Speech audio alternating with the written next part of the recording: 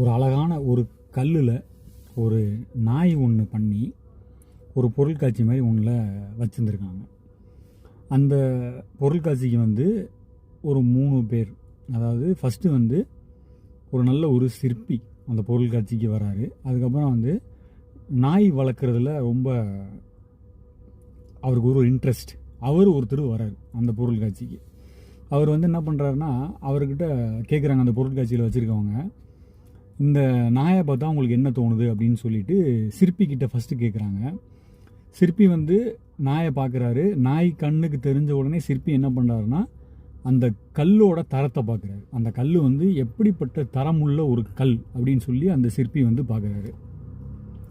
ரெண்டாவது வந்து பார்த்திங்கன்னா, ஒரு நாய் வளர்க்குறதுல பிரியம் இருப்பாங்க, அவர் வராரு. அவர் வந்து அவர்கிட்ட கேட்குறாங்க, இந்த நாய் வந்து பார்த்தா உங்களுக்கு என்ன தோணுது அப்படின்னு சொல்லி கேட்குறாங்க.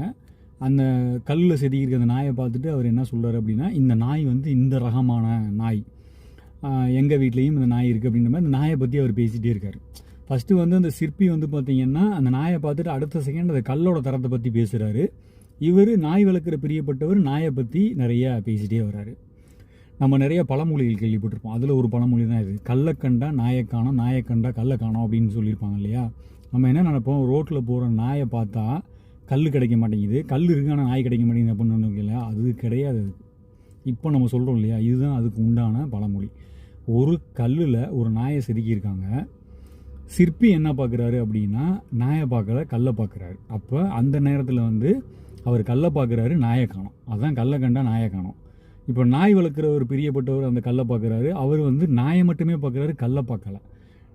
அதுதான் நாய் இருக்கிறப்ப கல்லை காணோம். ஃபஸ்ட்டு வந்து கல்லை கண்டா நாயை காணோம், இப்போ நாய் இருக்குது கல்லை காணோம். இதுதான் கல்லை கண்டா நாயை காணோம், நாயை கண்டா கல்லை காணோன்ற பழமொழிங்க. இதே மாதிரி தான் மூணாவதாக ஒரு மகானை ஒருத்தர் வந்து கூப்பிட்டுருக்காங்க. அவரை கூப்பிட்டுட்டு, ஐயா உங்களுக்கு இங்கே என்ன தெரியுது அப்படின்னு சொல்லி கேட்டிருக்காங்க. சிற்பி வந்து பார்த்திங்கன்னா அந்த கல்லோட ரகத்தை பற்றி பேசினார். இந்த நாய் வளர்க்குறவர் நாய் என்னென்ன வெரைட்டிலாம் இருக்குது அப்படின்றத பற்றி பேசினார். அந்த மகானுக்கு தெரிஞ்சது எல்லாமே அந்த கல் வந்து பிரம்மமாக தான் தெரிஞ்சிருக்கு. அந்த மகான் சொன்ன பதில் வந்து பார்த்திங்கன்னா, எனக்கு இப்போ இங்கே தெரிகிறது பிரம்மன் தான் தெரியுது அப்படின்னு சொன்னோன்னே சிற்பி அப்படியே பார்க்குறாரு, நாய் வளர்க்குறவரும் அப்படியே பார்க்குறாரு.